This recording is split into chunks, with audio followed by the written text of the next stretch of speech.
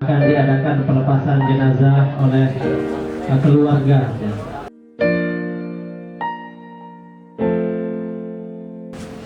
Yang sama-sama kita muliakan, kita hormati para alim ulama, para tuan guru, para pemikir, para musyairin, para pelayan, para pentakziah, khusus kepada keluarga terdekat dari almarhum. Dalam hal ini hadir Bibi Tuan Diah yang ada di Praia, ada Bibi Tuan Asyah Tiang yang ada di Selong, kemudian ada Ibunda Bibi Tuan Cah Tiang. Beliau yang tersisa saat ini, Pak. Sedangkan satu lagi Pak Mamida Haji Lalu Husain sekarang sedang berjuang juga menahan sakit untuk melawan penyakitnya di rumah sakit provinsi. Semalam sudah dikabari pada pukul 20.00. Sebenarnya kita akan lebih cepat mengabari beliau tentang dugaan itu, namun dokter meminta untuk menunda dulu dikarenakan penyakit beliau mulai meningkat pada tingkat mengkhawatirkan, sehingga kita mencoba untuk menunda berita itu sampai jam 8 malam. Terus yang pantau dari Jakarta semalam, dan begitu dikabari tidak ada yang diungkapkan kecuali terdiam dan menangis. Beliau yang tersisa dari saudara almarhum yang laki-laki. Oleh karenanya dia sebagai anak tentunya tidak bisa mengharap banyak kecuali kepada keluarga yang informasi yang Tuan Cakya, bahwa Blungu-Blungu adalah contoh bagi kami putra-putrinya, contoh bagi kami cucu-cucunya. Mudah-mudahan ikatan kekeluargaan Blungu Samiliki terus mengalir pada diri tiap-tiap negeri sebagai putra-putri dan cucu-cucu beliau. Kemudian hadir juga dari kita putri-putri dan putra almarhum. Ada Bayi Nila, ada Bayi Ika, ada Bayi Sarah, Nadia, Halida, dan Muhammad, putra beliau satu-satunya. Saya berpesan kepada kalian, bahwa ayah kalian bukan milik kalian saja, tapi dia adalah milik umat. Banyak cita-citanya, banyak visinya, banyak harapannya, banyak impiannya, banyak obsesi-obsesinya. Maka tugas kalian dan kita semua untuk melanjutkan obsesi-obsesi itu. Jangan pernah buat beliau kecewa, jangan pernah buat beliau merasa ada hal kegagalan dalam mendidik kalian dan kita semua. Terutama kepada adindaku Muhammad, lanjutkan terus hafalannya, karena beliau pernah berpesan kepada tiap pribadi untuk bagaimana supaya adinda Muhammad ini kemanapun dia harus disekolahkan, yang penting lanjut hafalan-hafalannya. Karena beliau memesan dengar yang terdekat yang membawa ke surga kecuali dengan sang hafal Quran. Itu pesannya ke dia. Kemudian kepada sini adik-adik yang Nila, Ika, Nadia, Sarah, bila pun kalian tinggal di luar, maka seringlah menengok ibumu sekarang ini. Dia adalah orang yang paling dicintai oleh almarhum. Maka baktimu sekarang kau tumpahkan seluruhnya kepada ibu.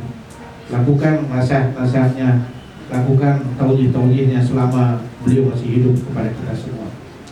Dan pelunggu kami yang hadir di tempat ini dan kita semua, tidak ada yang tidak mengenal beliau. Beliau selalu senyum, walaupun ada yang mencaci dan membicarakannya. Tidak beda senyum beliau waktu dicaci dan saat dipuji. Sama, wajah beliau tetap sama. Tidak ada rasa marah, tidak ada rasa kesal. Begitupun dengar cemoh lalu dalam terpuji. Inilah beliau. Kemudian siapapun di depan beliau dihormati. Anak kecil dihargainya, yang lebih besar dan sebaya dengannya dihormatinya, pejabat disambutnya, tamu yang tidak dikenalnya dilayaninya. Itulah beliau. Yang tidak pernah melihat beliau ini membicarakan aib orang lain, tidak pernah sampai hari ini. Tidak pernah satu orang pun disakitinya, itu tidak pernah, kecuali hal-hal yang dikhilafkan oleh.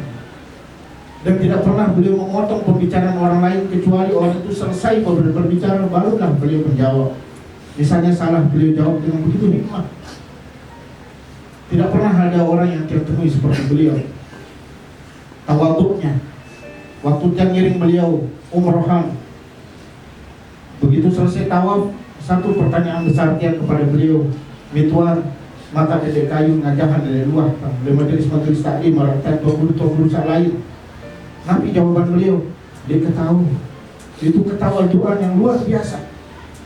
Siapa tuan guru yang tidak mau memberi pengajian di tempat-tempat majelis dan tempat-tempat umum dengan speaker yang dengar oleh banyak orang?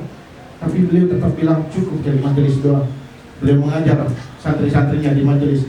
Siapa yang mau mengaji di majelis hari Selasa, siapa yang mau untuk mengaji setiap hari Ahad, yang selalu ikut itu.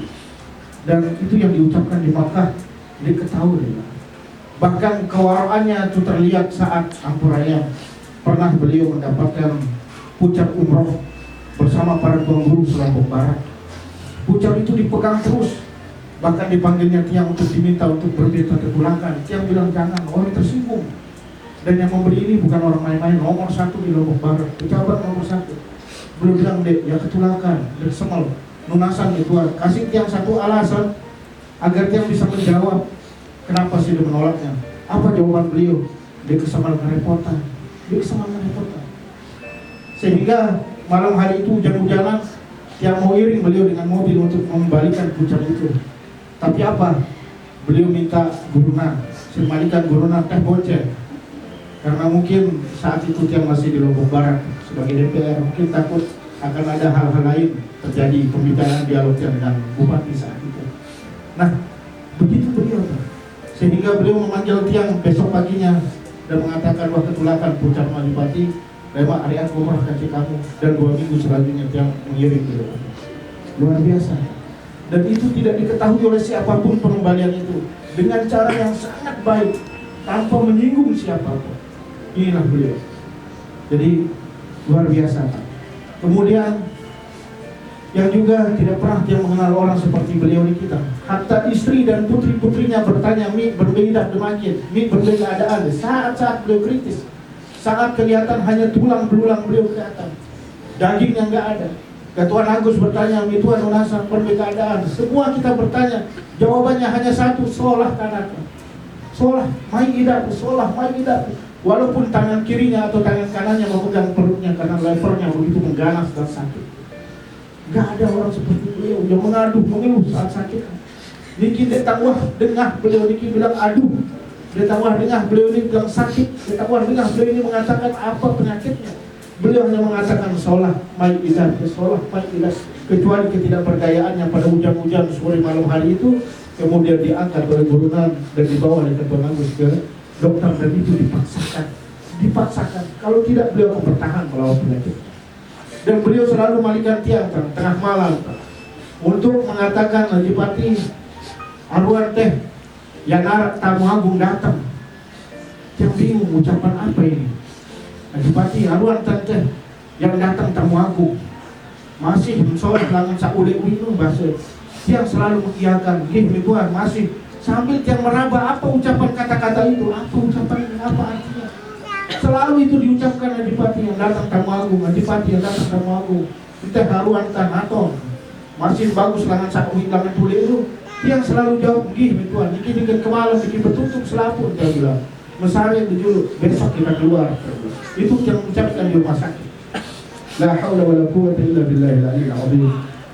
Gak ada yang tahu, hatta istri dan putrinya sekarang yang buka, dokter mengatakan apa? Tidak sanggup mengoperasi penyakitnya karena apa? Keberhasilan hanya 10%.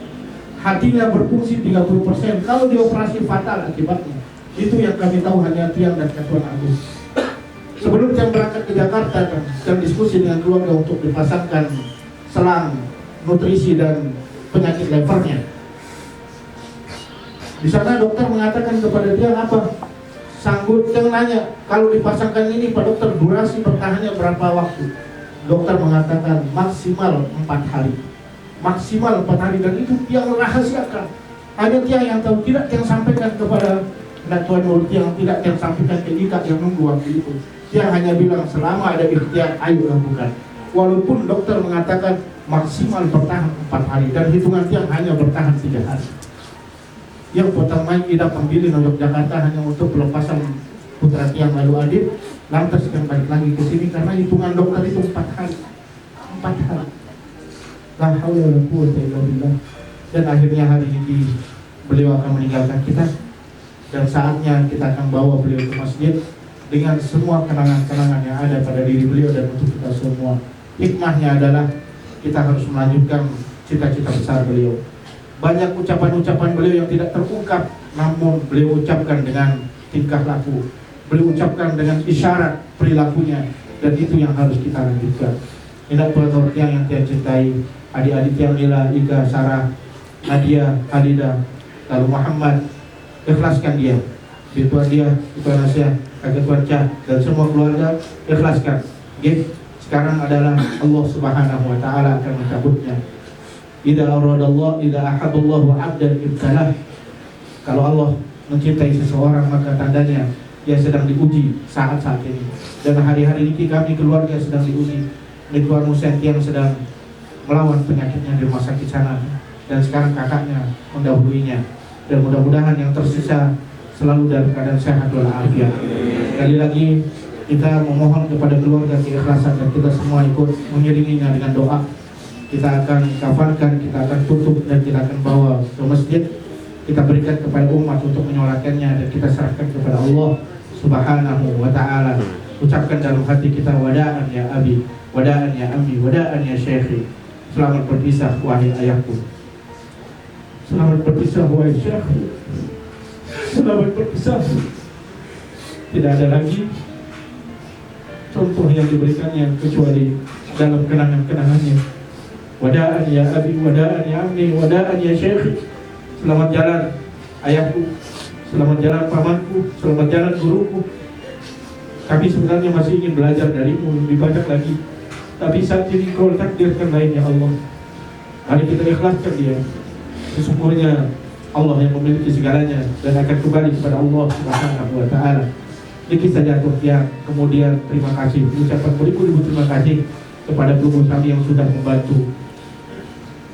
Sudah hadir banyak ucapan yang masuk kepada Tiang lewat WhatsApp. atau langsung menelpon. Kemarin Pak Gubernur menelpon ketika beliau ada di Jakarta masih acara sampai besok dan mengucapkan bela sungkawanya. Kemudian Profesor Fahru Razi juga menelponnya langsung dan mengucapkan salam dari Tenggur Bajang Sari. Kemudian Ibunda Rohmi Jalilah juga sudah mengucapkan bela sungkawanya lewat WA kepada dia. Kemudian suaminya Ustadz Rijal juga mengucapkan WA-nya kepada dia bela sungkawanya. Kemudian keluarga besar DPW Partai PKS itu mengucapkan lewat akun medianya. Kemudian banyak teman-teman yang mengucapkan lewat foto dan gambar-gambar, baik dari pengurus besar MUI yang dipimpin oleh Tenggur Bajang Sari, kemudian pengurus besar NWDI, kemudian dari Muhammadiyah, kemudian Profesor Masnun, Rektor UIN, dan beliau juga sebagai Ketua PBNU juga langsung mengambil dan mengucapkan bela sungkawa, dan insya Allah akan hadir di dalam pemakaman kita nanti, dan banyak sekali ucapan-ucapan kepada beliau. Mudah-mudahan ini pertanda bahwa beliau adalah orang baik. Menasan beliau orang baik ya. Menasan beliau orang baik ya.